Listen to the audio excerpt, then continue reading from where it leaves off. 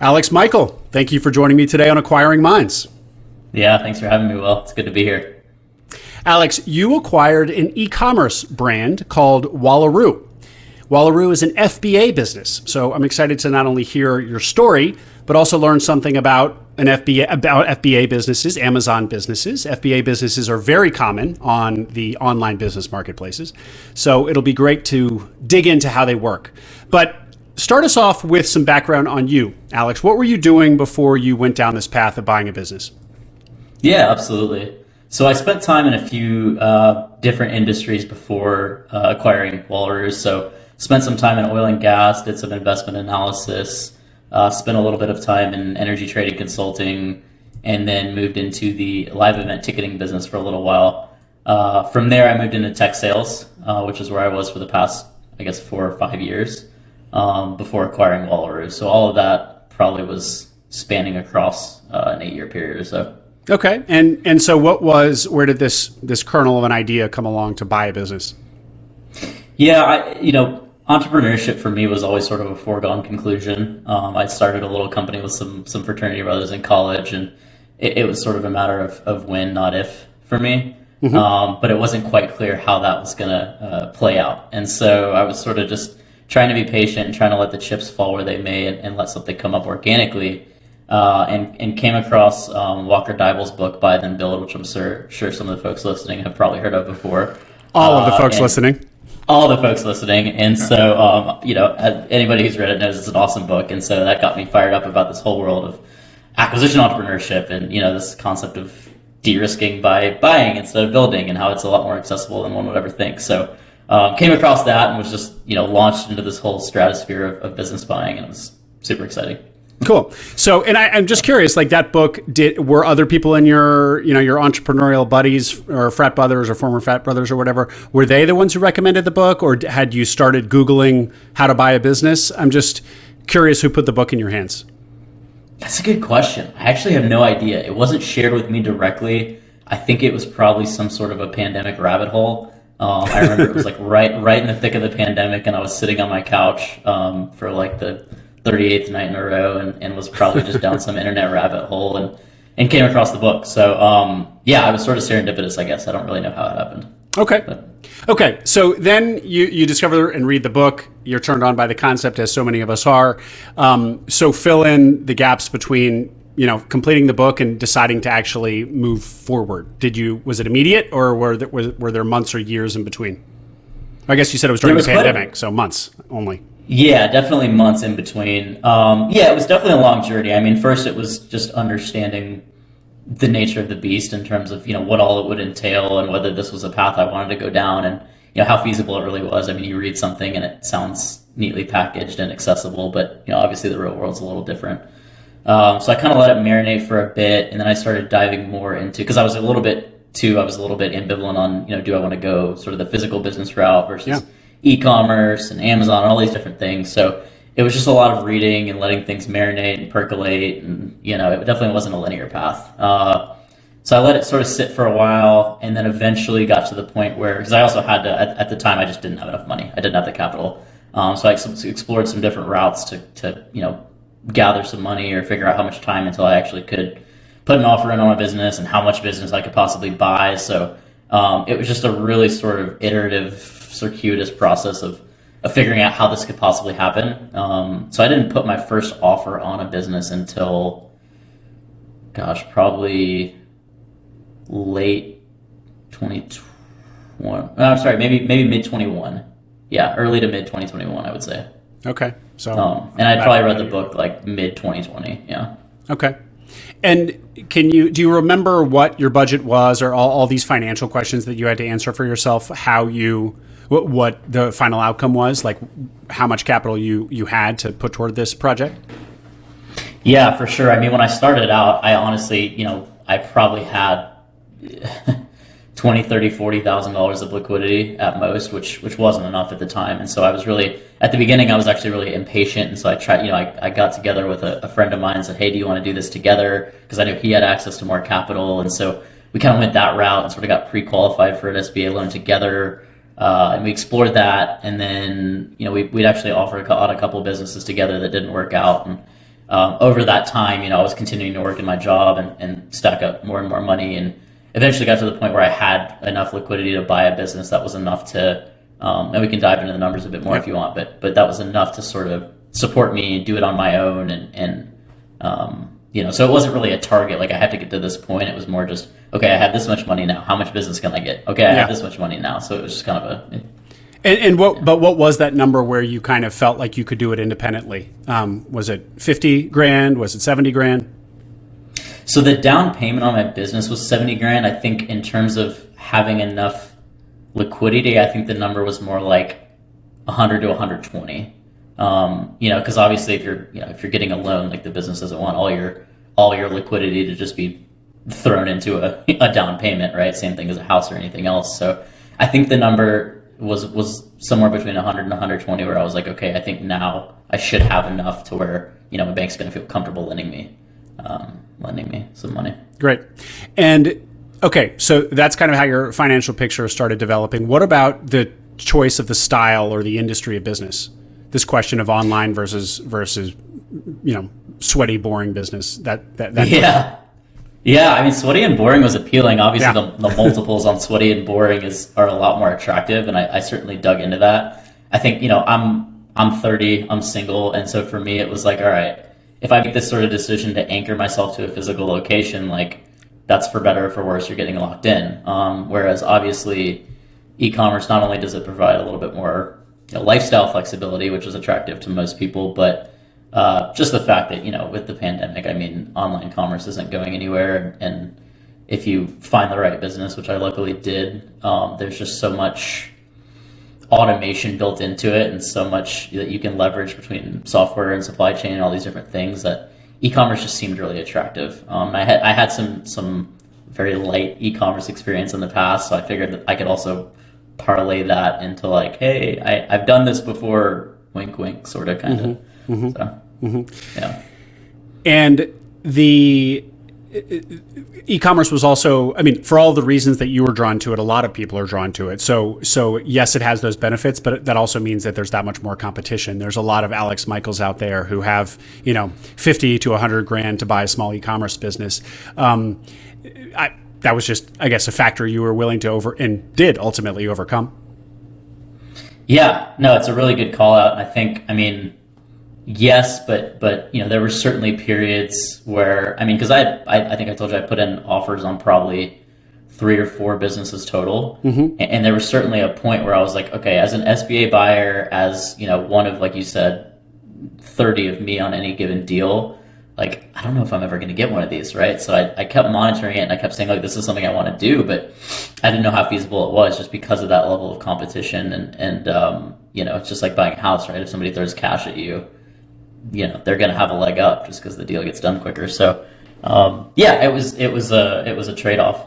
So let's dig into that a little bit, Alex. So you put in this 3 or 4. First of all, tell me where you're searching for these e-commerce businesses to put offers on, and then what you're saying is you put in 3 or 4 offers, and from what you were hearing back from the broker or whatever, you were just losing to cash buyers. They were hyper competitive processes. So 2-part question. First, tell me where you're looking. Yeah, so I was looking. I kind of identified sort of the top 3 or 4 online business brokerages out there. So the big names that folks have heard of, the Empire Flippers and the FE International, et cetera. But I really settled on Quietlight as the one I wanted to work through. I'm sure that's you hear that a lot, and those guys are really reputable, right? They vet their businesses very deeply and thoroughly. All the brokers there have done this before. You've got guys who have been on Shark Tank. You've got Walker, who literally wrote the book on this. Right. Guys like Ryan Condé. So once I stumbled upon Quietlight, I knew I wanted to buy one of their businesses because they just do it right, in my opinion. So that was both good and bad. It was good because I had a lot of trust in them. It was bad because, to your point, there's a whole bunch of competition and a much more limited supply of businesses because they're very, sort of selective. So that was how it looked. Okay. So you were monitoring Quietlight, basically. And so and so the second part of this question was you would see a business come up on Quietlight, you would put in an offer, and what would happen? Those ones that you were missing out on. Yeah, it's a good question. I tried to, so going back to the first question a little bit, I tried to kind of establish relationships with some brokers and say, hey, think of me when you have one of these deals, and here's why I'd be a good buyer. And they appreciated that, but honestly, to your point, there's so much demand that like I don't know that really made much of a difference. So I tried to use that as a lever, but yeah, so I'd put an offer in on one of these deals. Would try to be as good of a buyer as possible. Would try to be very communicative, try to be very straightforward, and would offer over asking price because I knew it'd go over asking price. Would put in an offer quickly, and inevitably in the next week or so, the broker would come back and say, "Hey, listen, like."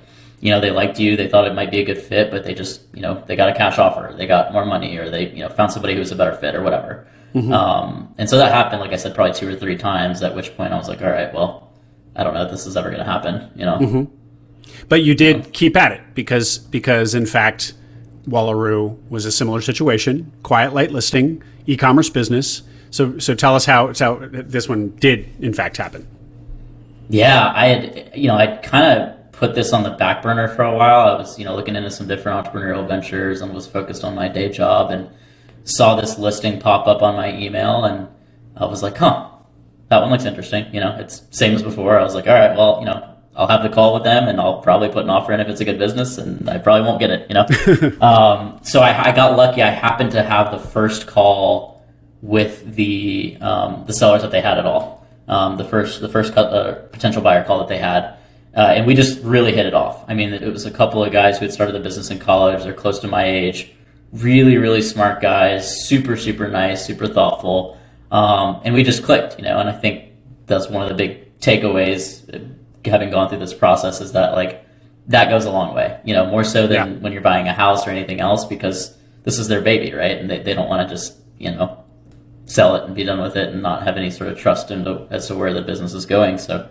Anyway, so I put the offer in, kind of figured like, hey, that call went really well. I enjoyed it, but I'm probably not going to get this business because it's an awesome business and they're going to get 15 offers on it. And, I think I offered 40, 50K above asking, but put the offer in, thought nothing of it. And then a couple weeks later, I woke up to an email that said, congratulations, business is yours. And I was like, oh shit, okay.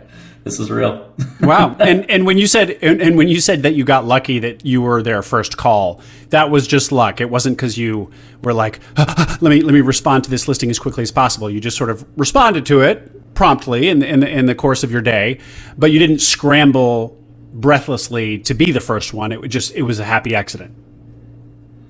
Yeah, happy accident. I did a little bit of both. I happened to look at the listing when it came up, and I was like, there's no point in waiting. I knew I wanted to talk to him, so I went ahead and fired an email off to the broker, who was super responsive. Cool. And a little bit of both, I guess. Cool. Okay, yeah. So first of all, now we haven't actually explained what Wallaroo is. What is the product or portfolio of products of the Wallaroo brand? Yeah, definitely. So primary product is a leather phone wallet, a leather wallet that attaches to the back of your phone. For the folks who are watching on video, you can kind of see it here, and it's just this little guy that you attach to the back of your phone, and makes life a lot easier when you don't have to carry a wallet, or for women having to carry a purse or anything. So that's the main product. There are a couple others. One is the same thing with a ring on it, and then there's a standalone wallet as well. So those are the 3 products right now, but the one I just showed you does 97% of the revenue. Mm-hmm. And for the people who weren't watching, it's kind of a sleeve almost that kind of creates a really slim pocket on the back of your phone for you to put in your cards and your bills or what have you. Great. Okay. So and I just wanted a little bit on the SBA process. So you were pre-approved for an SBA loan, I assume, right? Right. So you'd done that with your partner, but then you guys decided to do it independently. And so then did you have to get pre-approved? Yeah, I did. And it's a pretty quick process. So for the folks who know the guys over at ECommerce Lending, they do a really good job. And so I went through them and basically said, here's my updated personal financial statement. And they said, okay, here's about as much business as we think you can get. And obviously that's, not a commitment or anything. It's just an estimation. So okay. And ECommerce Lending, that's Steven Spear? It is. Mm-hmm. Yeah. Okay. Yeah. Yep. They're fantastic. Yep. Great. Okay. What did you acquire the business for? So what was it listed at, and then what was the 40 or 50,000 over that you offered? Yeah, I think it was listed at 630,000 or maybe 632 or something like that. I offered 675, so I wanted to make sure to make it reasonably above, but not not anything crazy. So and that's before inventory. So 675 just the purchase price of the business, and then inventory ended up being $56K or something. Okay. And you were expecting to put 10% down. What was the structure of the loan that you were expecting to put together? Yeah, so e-commerce lending had also pre-qualified the business and estimated 10% down as well. So that was my expectation, was 10% down on the price of the business, and then the inventory sort of rolled into that. So expected 75K or whatever down. Interest rate is, I think, 6%, give or take. So it floats with the prime rate, but it's a pretty incredible interest rate. And then it's over 10 years. So SBA terms are incredible for sure. Yeah. We're so lucky as Americans. And was there going to be a 10% or 15% seller note? No seller note. No, the way that we actually structured it, I said a second ago that we wrapped the inventory in, but I remember now that the inventory was actually a seller note. So there was a seller note component, but it was only the inventory part of it. So I don't know exactly why we did it that way. I think that was just the bank decided that that's what they were comfortable with, and the sellers were luckily super cool, and they just said, yeah, whatever, that's fine with us. Okay. Well, before we really dig into what the business is and how FBA works, just a question on psychology. So, I love the question in business acquisition of like why one, as an acquisition entrepreneur, one should always be skeptical or wary. Like, why am I, lucky enough to be the one to get this business? If there are much better resourced entities or individuals or funds out there who do this, all day long, they're just buying business, particularly in e-commerce where you have this phenomenon of the aggregators who are just out there with tons of capital buying up everything and out competing people like you constantly. Did it make, when you got that email that was like, hey, you're the winner, did it make you wary, like, maybe this is a lemon, or anything about it? Anything like that? That's a good question. It didn't. I definitely was like, oh wow, this just got really real, but I wasn't wary of it being a lemon. I think so. One of the big takeaways I had is like when you buy a business, like you're buying the sellers as people, in a sense that like every part of them is bleeding into the business, right? And I mean, there's only so much you can know about people in a couple of 30-minute calls and like a video interview, but we have pretty good instincts as humans, I think. And I had a strong instinct that these guys were, I don't know, that they were doing things the right way and that it was a solid business. I mean, it's a leap, but I didn't have that feeling of being wary. I think, to your point about the aggregators, one of the things that I said on the call with them, I was like, look guys, I'm the opposite of that. Like, I'm not going to be an aggregator. This isn't going to be one of 30 brands in my portfolio. It's not going to be something that I just lump in that, it just becomes a cog. This is going to be my baby, just like it was yours. And I'm going to take care of it, and I'm going to give it the time and attention it deserves. And the reason they were selling it is because it wasn't getting the time and attention it deserved, because they couldn't give that. And so I think where I got lucky was just, hey, I'm going to provide that time and attention. It is going to be mine. So I think that's why it was just that's why the luck was there, I guess. That's so great to hear that. I mean, even on an e-commerce deal like this, that message can work. You hear it a lot in like larger businesses or offline businesses where there's a small business owner who built the business. It's a 30-year-old business. They built it from scratch. It's a larger business. Maybe they got $1 million, $2, $3 million in EBITDA, and so private equity is knocking on their door all the time. And so you, as like somebody trying to buy that business, often a traditional search funder, it's like, how can I possibly compete with private equity? And that it's the exact same. It's the exact same message. It's like, I am not a financial buyer. I mean, I care about, of course, I do care about the financial, but this is going to be, I'm going to be a steward of your legacy. I'm going to grow this thing. And that really can be the differentiator that wins the day, as it did in your case, it sounds like. Okay. So you get that email. And so how did you diligence? Did you do any, talk to me about the diligence. I'm sure you did some.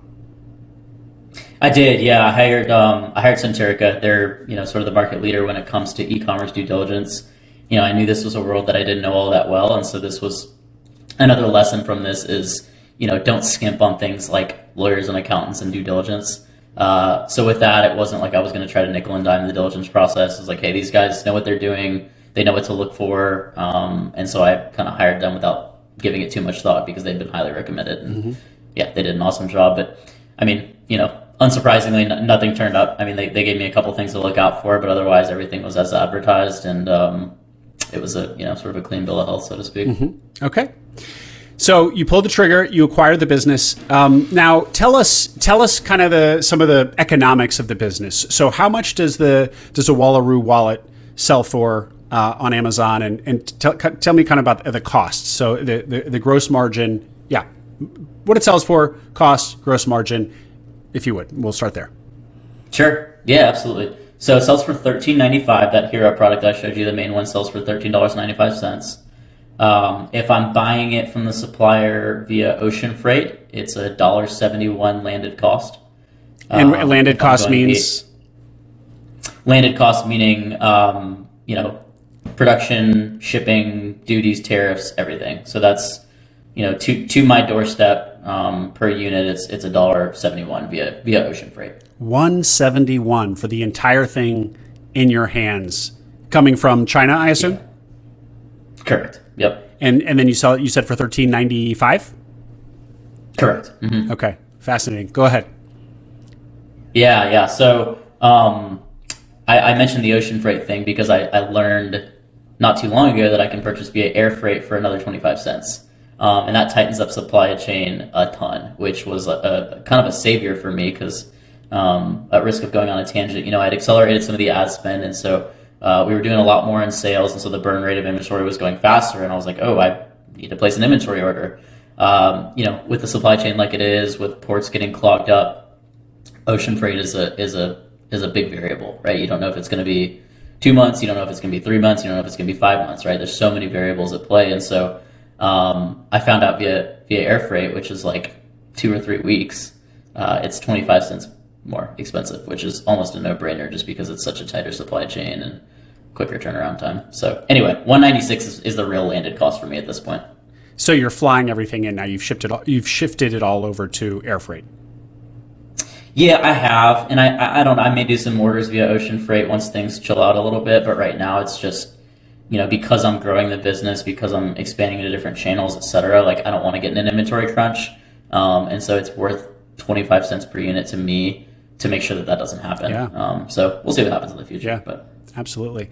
One thing that we didn't touch on as you're going through this attempt to acquire the business is, so you closed in February 2022, so 3 months ago. Yep. Mm-hmm. Yep. And so that meant that you were looking in the months prior to that, right when the supply chain was those backups were most acute, and they were the headline story for a couple of months there.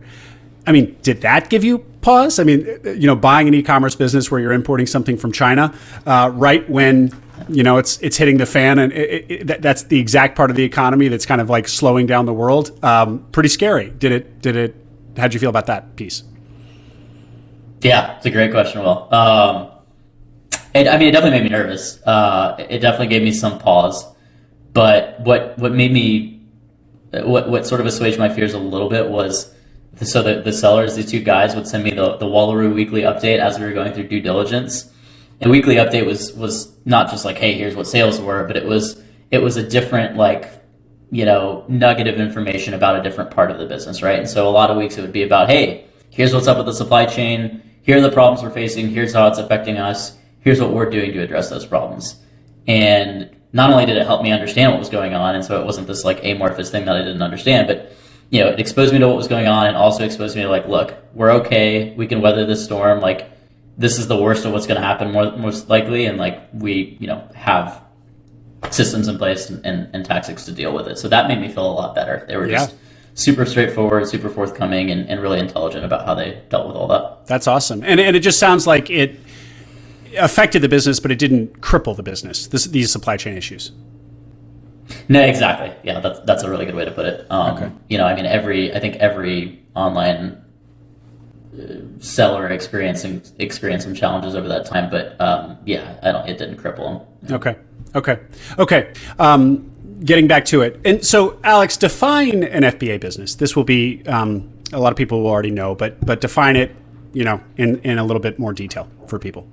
Sure. Yeah. So FBA is fulfillment by Amazon, and really all that means is that Amazon, if somebody places an order for your product on Amazon, Amazon is handling the fulfillment and delivery of that item, right? And so Amazon's got all these, you've read about all these different warehouses that they've bought up across the world. And so, somebody places an order, Amazon has some of your inventory, which you've shipped to them. And, they have various limits and regulations on what you can ship them, but, they have some amount of your inventory, and then an order is placed through their system, and it's fulfilled all through Amazon. So, you obviously pay, you pay quite a bit to Amazon for that service, but the fact that they're handling fulfillment and ensuring that those prime orders are getting there on time is just, it's worth its weight in gold, I guess. It's really quite amazing. So when that landed cost that you talked about, in fact, it's landed at one of Amazon's distribution centers. That's where you ship it to. No, so the landed cost is to my door. So basically part of the workflow is that, so I'll place an inventory order, right? Let's say 15,000 units from China. They're produced, sent to me, they get on my doorstep. Right now they're sitting in my garage, so there's a ton of boxes sitting in my garage, which is kind of funny. And then Amazon will have, they have the inventory levels of your product listed. And when it gets to a certain point, so for me, it's like, hey, if I have about 50 days of supply left, I want to go ahead and kind of restock, And so because my product sells really well, the inventory limits are pretty high at Amazon. And so, okay, 50 days of supply left, I'm going to go ahead and ship them a box to kind of re-up, right? So basically the workflow is making sure that Amazon has enough in their warehouses to, be able to fulfill your orders without running out. Mm-hmm. Okay. And the shipment cost to Amazon, I assume, doesn't eat into your margin too much. It's negligible. Yeah, it's completely negligible. Okay. And then how much do you pay Amazon? How is the pricing structure for Amazon? What are you paying them per unit sold? So it's gone up a little bit recently. It's about $5.13, I believe, per unit. And that includes, that's the cost of the fulfillment itself plus just the entire program, right? Just like being able to sell on Amazon through FBA. So that's outside of ads, that's everything that's going to Amazon. So you said 513? Mm-hmm. Yeah. And how do they come up with that sum? Is it just a calculation based on the weight, based on the cost of the good itself, and just a lot of factors, or is it something cleaner, like it's just like 20% or something? I think it's the former. I think and I'm still sort of learning this, but my understanding is that it's weight, it's the cost of storage, it's sell-through. So like I have some products that are a little bit newer and the cost for those are higher, I think just because of scale, right? Because they sit, right? Mm-hmm. So exactly. So I think it's a percentage plus those other variables, like you said. Okay. So then if we include the Amazon cost, then your gross margin, you're at about 50% now. So you're at whatever, 6 and some change for a $14 product. Okay. And then, so tell me what you told me on our pre-call about how you actually, this flywheel concept, and actually how you have to kind of gin up in some early sales in a product. How does that, how do I bring eyeballs to my product as an FBA seller? Yeah, good question. So the flywheel effect on Amazon, basically, you can think about it like a tax that you have to pay to Amazon via advertising in order to help your organic ranking. And so there's sort of two ways that your product shows up on Amazon. There's the paid side, which you're paying for advertising, and you see that little thing that says sponsored underneath it, and that's a paid delivery. And then there is the organic ranking. So if you search for something and it just shows up and it doesn't say sponsored, that's your organic rank. Both of those things are going to determine, number one, how much you're spending on advertising, and number two, how well you rank organically. Those are going to determine, the order in which people see your product when they search for a given search term. And so the concept of the flywheel effect is there's this sort of like virtuous cycle where the more you spend on ads, the more your organic rank increases, assuming that you're getting good reviews, you're delivering what you say, you don't have a high return rate, Amazon's happy with you. So the more you juice the ads, the more you get the organic side of the house going, and then it just continues like that flywheel effect, right? Like the wind starts blowing, and then it's a virtuous cycle. And so at the beginning, when you launch a product on Amazon, and this is coming from somebody who hasn't launched it, right? I just bought the business, but having learned from the guys, essentially, you're overspending at the beginning because you're competing against, the category that already exists, presumably. And then once you start to get that effect, that's when the flywheel starts going. Mm-hmm. And then presumably you have to continue to spend on ads even when your flywheel is going. but you hope that you're just getting more bang for your buck as you spend. You're just more sell through for that same whatever $10,000 a month you're spending. Bingo. Yeah. So you're definitely still spending a ton on ads, especially in competitive categories like this. So there's two metrics that are really, really important, and it goes back to our margin conversation, right? The first is ACost, which is your advertising cost of sale. And that's just going to be basically the amount that you spent on advertising divided by the total amount of attributed sales that you're getting. And so when I say attributed, I mean sales that are happening directly as a function of ads, right? Like they bought from one of the sponsored postings. So that's an important metric, but a more important metric is, you could call it tacos, it's total advertising cost of sale. And that takes into account the whole flywheel thing, because the total is the dollars you've spent on ads divided by all your sales. And that includes organic sales as well. And so that's really what tells you, like, that's the actual functional metric, right? Because that tells you how much you're spending on ads as a function of your total revenue. So give us a sense of how much you're spending on ads. Well, actually, before you answer that, we have to have a sense of where your revenue is. So when you acquired the business, revenue was at what? Remind me, did you tell us already? I want to say six. No, I don't think I did. It was 650, I want to say, about 650K annually. Okay, 650,000 annually. Okay. Yep. And so divided by $14. Do you happen to know how many units that was? Let me do some math here. Divided by 14. 30, it's about 40,000, something like that. Yeah, between 40 and 50,000. 40, 50, yeah. Okay. So that, and then divided by 30 is, you're selling well over 1,000 of these a month. Yeah? Yeah. Yeah. Wow. So that's 30 a day. So your cash register is just going cha-ching, cha-ching, cha-ching all day long, sort of thing. Yeah, it's cool to see. There's like the little Amazon seller app, and you can just see sales in real time, and it's kind of cool to look at it at midnight and be like, oh wow, I just sold 10 units since I looked at this earlier. I mean, it can be needlessly addicting, but it is kind of cool. Yeah, if those of us who like to see a little, a like on Twitter think that's exciting, imagine if it's actually like the cash register ringing from a sale on Amazon. 100%. It's like a dopamine straight into your bloodstream. Yeah. Totally. Yeah. Okay, so give us a sense of how much you pay Amazon for pay-per-click ads at the level that you're at now. So the level I'm at now, I'm trying to ramp up the spend quite a bit while maintaining that target, like total average cost of sale. So I'm spending about $500 a day right now, so about $15K a month. And then my target total average cost of sale is between 20 and 23%. So ideally, for every dollar I spend, I'm getting $5 back. Oh, for every dollar you spend, you're getting $5 back. Now, why wouldn't you? I mean, that is so much margin. Well, I guess because you got all the other costs associated with your business. Exactly. Right? Okay. Yeah, exactly. So how much? So when you hear or whatever the ding, or you see a sale in real time, a $14 sale, how many of those dollars are actually going into your pocket? Assuming you didn't want to reinvest them. Yeah, it's between 28 and 33%.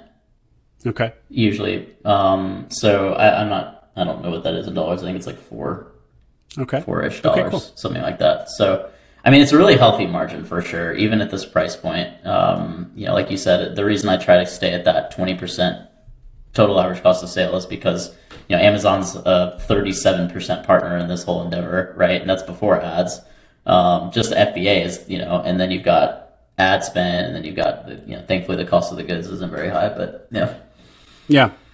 Actually, Alex, that's a great point to dig into a little bit. I mean, one of the things that I often hear about e-commerce is like one of the best practices is to choose high cost items. And your item would not be that. A $14 item is not high cost.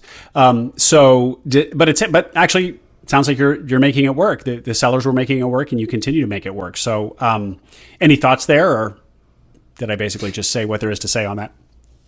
I think you nailed it. I mean, the guy's built an incredible business. I think it's still a good call out though, right? Because it becomes a volume business when it's a low cost item, right? Like this remains a volume business, and so I either need to, find these additional sales channels and grow them, or grow the product line. So there is an upper bound of how well a low ticket item can do for sure. Mm-hmm. Mm-hmm. Yeah. And what about the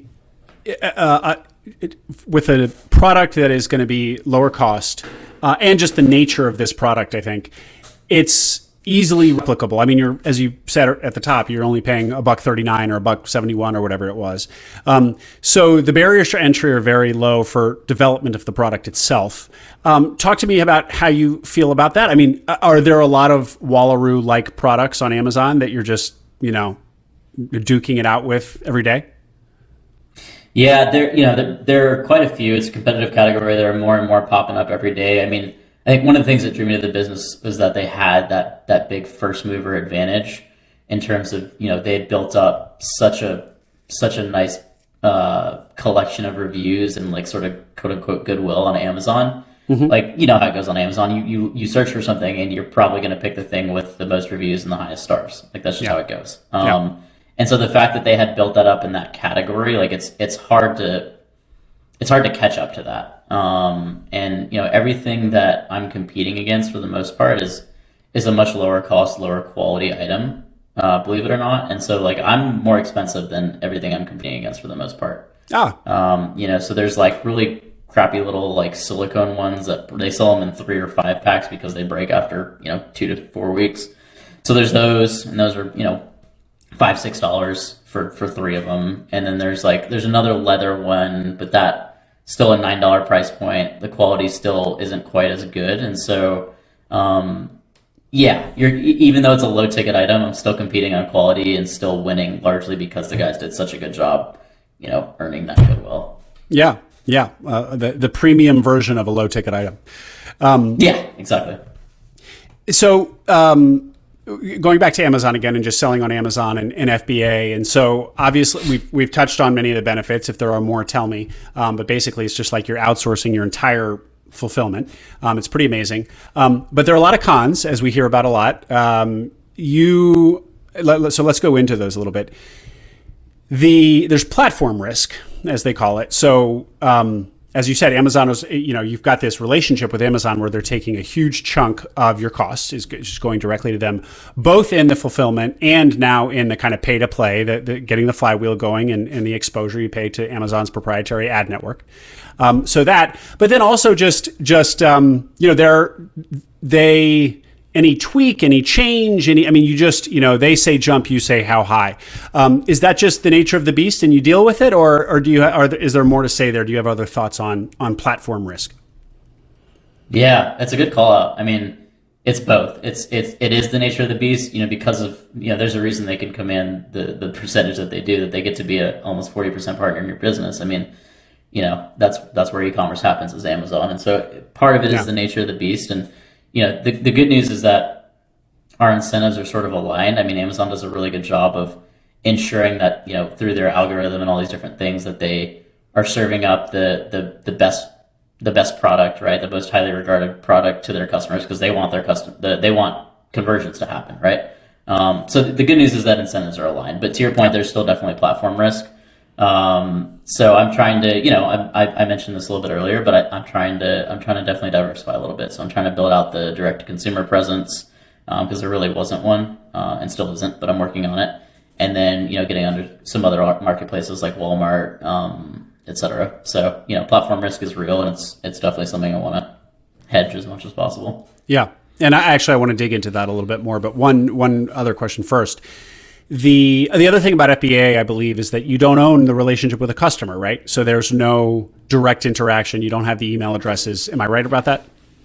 Yeah, that's exactly right. I mean, we get some demographics data from Amazon, like very high level sort of categorical stuff, but yeah, no email addresses. There is direct interaction in the sense that, if they have an issue with their order, there's an email that's exchanged, but a lot of the details are sort of obfuscated, except for first name and state, so. Yeah. Okay, and so one of the things that you'll see on FBA businesses that are listed for sale is, this product is just on Amazon right now. It's an FBA only business.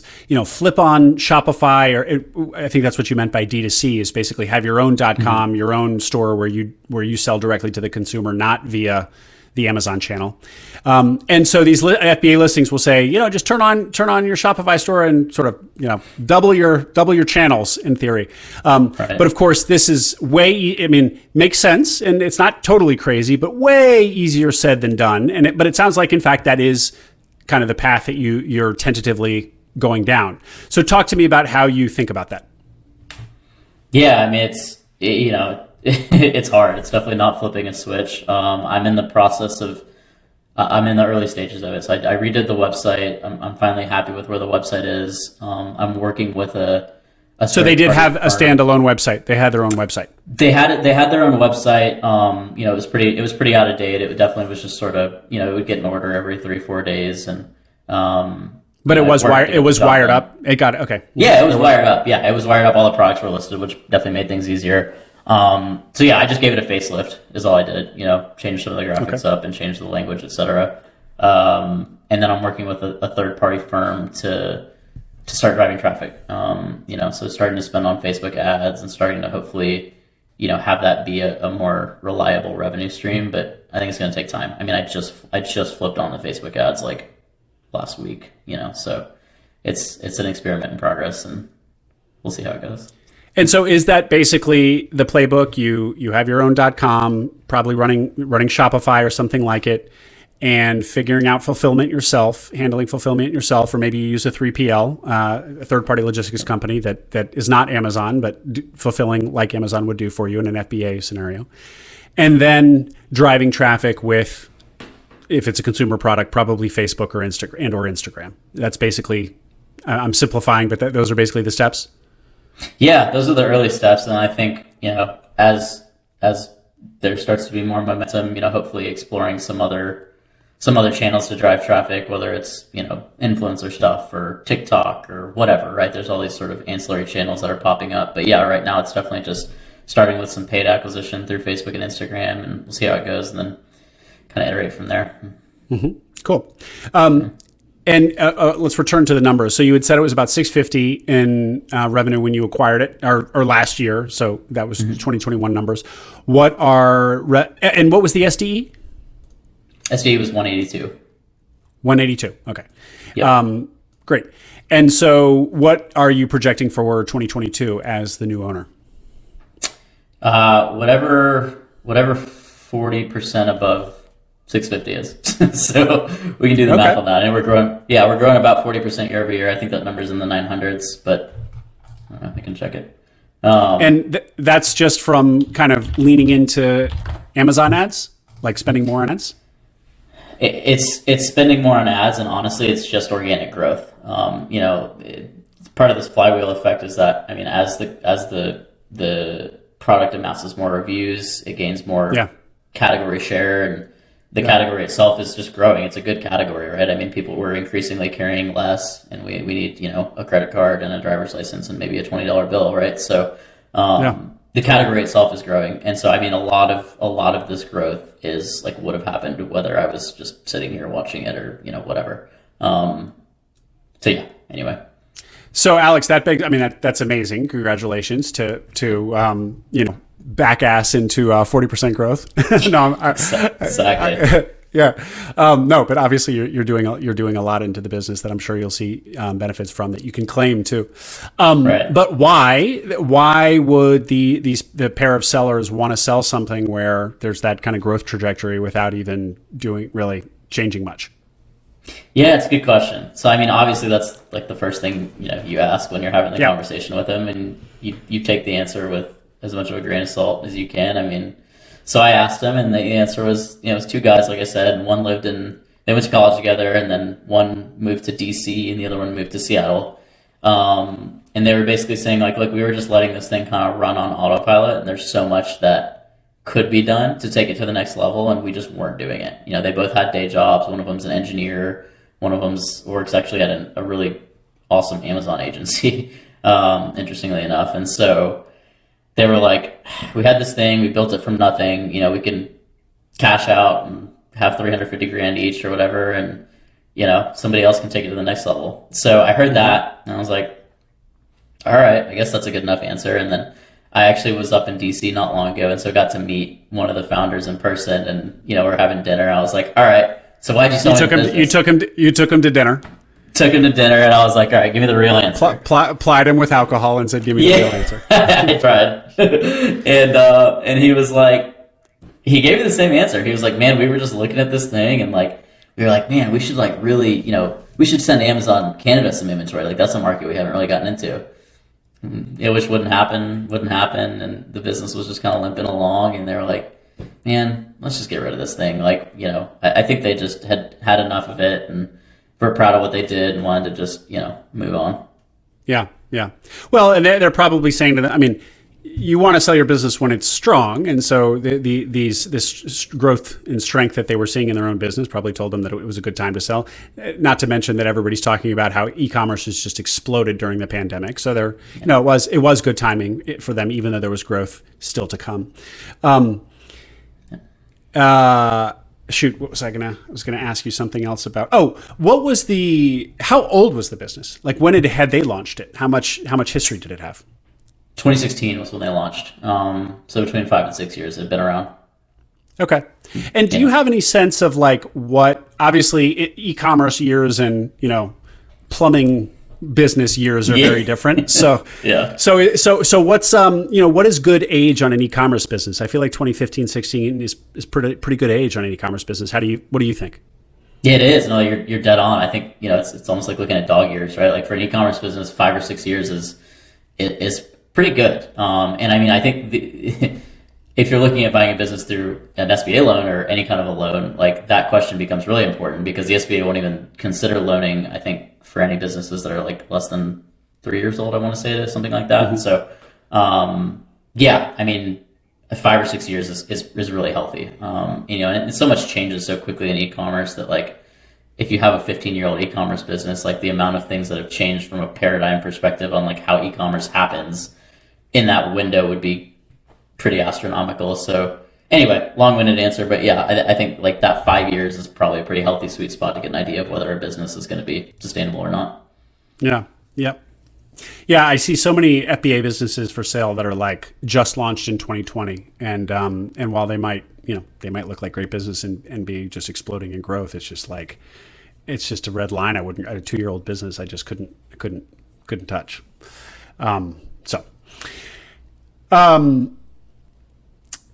So your 40% growth this year, to your point about how, e-commerce paradigm shifting all the time. Any sense of, I won't ask what projecting growth, because it's just too difficult, but what you want to do with the business? Like, what are your plans? Yeah, I want to see what I can do with these new channels. I want to really take it to the point where, honestly, in a year, I want Shopify itself to be doing what Amazon's doing right now today. So that would be like... So you want to do the thing that these FBA for sale listings say, like basically double your channel. Yeah, I do. But to your point, it's like, it's definitely not flipping a switch, and I can already tell like there's going to be a lot of tinkering involved.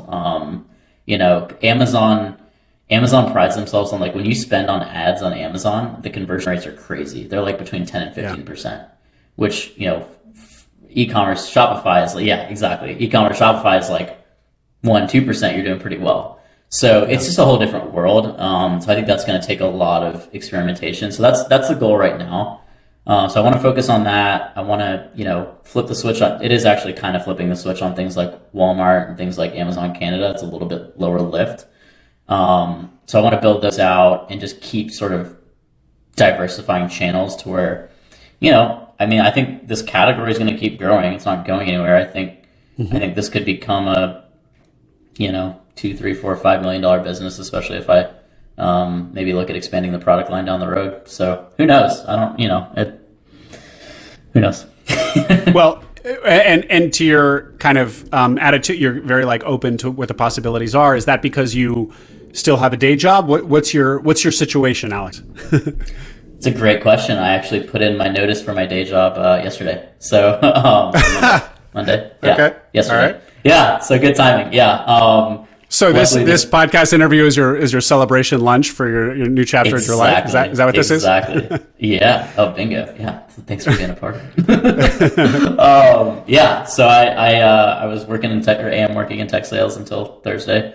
But I saw what the business is doing. It's growing, and I think I can, if I have the attention and the bandwidth and the energy to focus solely on it, like, the time horizons on all these different things, building out Shopify, doing all these different things, they just shrink so astronomically, because instead of it being, the hours of 6 to 10 p.m. when you're tired and, have such limited bandwidth, versus like I get up in the morning, I'm like, cool, what am I going to do today? Right? I'm going to work on Wallaroo. And so I think the upside was just astronomical. And also I just want to have control over my schedule. So there's that too.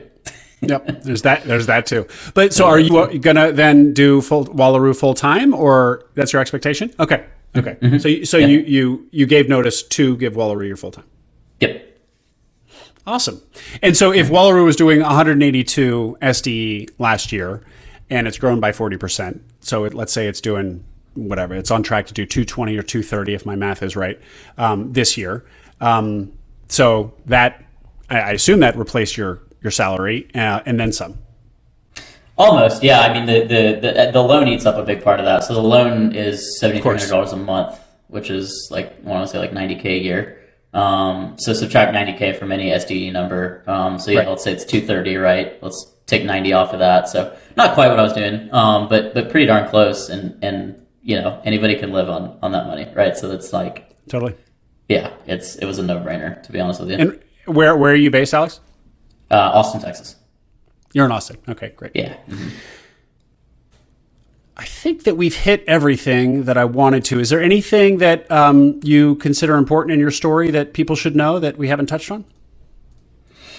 I think the biggest take-home point here, you'll kind of hear this from other people who have bought businesses. I think the biggest take-home point is like being a good buyer and giving yourself the best chance of getting your offer accepted is like it's about being empathetic. This is the least surprising thing ever, but it's about being empathetic and like asking the sellers what's important to them and figuring out how you can deliver on what's important to them, right? I mean, I think you hear stories of, and I heard stories from these guys about some of the other people that put offers in were just, whether it was being entitled or not asking questions or just generally being, not good buyers. Like, mm-hmm.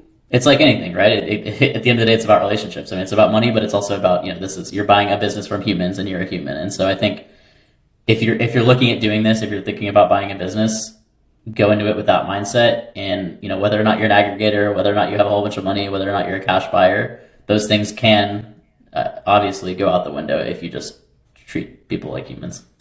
Yeah. No, I'm so glad you said that. And let me just ask a follow-up. So on that first call, you got that lucky call number one, and you said you really clicked with the two sellers. What does that call look like? Did you kind of let them talk and kind of ask them to hear their story first? Or were you, like, give me just a very mini coaching session on how I should approach a call like that. Yeah, definitely. So Quietlight, one of the really good things Quietlight does is they do a seller interview that's recorded. And so a lot of questions, like baseline, it's like 45 minutes. So really like they get pretty in depth in terms of asking the sellers a lot of questions. So if you go into that first call with the sellers and you're asking questions that have already been answered, they're already going to be pretty put off, right? So this should go without saying, but go through the materials that have been presented to you, because you can get to much more interesting stuff rather than like, hey, where are you guys sourcing your product? Like, dude, that's in the prospectus, right? So that would be point number one. But the structure of the call is basically just, broker kind of sets the stage, says, hey, Alex, or whoever the buyer is, talk about yourself for a minute. And then from there, you're basically interviewing them. So you're asking them questions. And then if they want to ask you anything, obviously they can. And I'm sure it depends on the seller, but you're asking them questions. And so you can go about that a lot of different ways, right? You could grill them and you could say, cool, so like, why are you selling it? Like, why are you really selling it? And why should I buy your business? And you can, be really rude about it, or you can say, as you pass your baby on to somebody else, what's important to you, and what's, what do you want, the person to make sure that they do to carry the torch forward. And So yeah, I think there's two ways that Awesome. you can go about it, and there's one way that's a lot better than the other. And so you ask them in so many words, like, what are they looking for in their ideal buyer? Yeah, exactly. And you know, it's also, you know, unsurprisingly, it takes a level of self-awareness. Like if I was to say, you know, hey, I'm not an aggregator, like I don't have all those resources. Some sellers I might have gotten unlucky and they might have been like, oh, well, that's what we're looking for, right? We just want a ton of cash from an aggregator, and that's fine, right? So you've got to, you know, be explicit and be honest about what you are and aren't going to bring to the table, and hopefully it works out. Alex, first spell Wallaroo for us and tell us what. Let's send some traffic to your non-Amazon, to your DTC website. Yes, thank you. What's the URL? It's WallarooWallets.com. It's WALLAROO wallets.com. Great. So Wallaroo is a real animal, by the way. Fun fact. What is a Wallaroo? It sounds Australian. It is. It's like a cross between a wallaby and a kangaroo, and it's like a real thing, which is super cool. Yeah, isn't that well? That's the logo, or that's the little emblem that's stitched on the side. Yeah. Yeah, it's a Wallaroo, and it's putting cards in their little pouch. So, yeah. Oh, it's a marsupial. That makes sense. Perfect. A marsupial. Yeah. Exactly. Yeah. Nice. Yeah. Cool. And Alex, how can people get in touch with you if they want to ask you questions or connect for any reason? Yeah, definitely. What's the best way? LinkedIn's a good one. I'm on there way too much. I don't really do much social media, but I do LinkedIn. So my name is Alex Michael, Michael. And yeah, love to chat. This stuff's fun to talk about. And obviously you ask really good questions, so it's definitely fun to talk to you about it. Cool. Well, I'll put your LinkedIn link in the show notes so people can connect there. That's actually how we connected. It does work to connect with this man on LinkedIn. Alex, this was awesome. Thank you for the tutorial on FBA and sharing your story with us. It's been great. Thanks so much for having me, Will. It's been a blast. And congratulations, by the way, on the acquisition, on 40% growth this year. That's great momentum. So, all right, we'll catch up with you in a year. All right. Thanks, Will. See ya.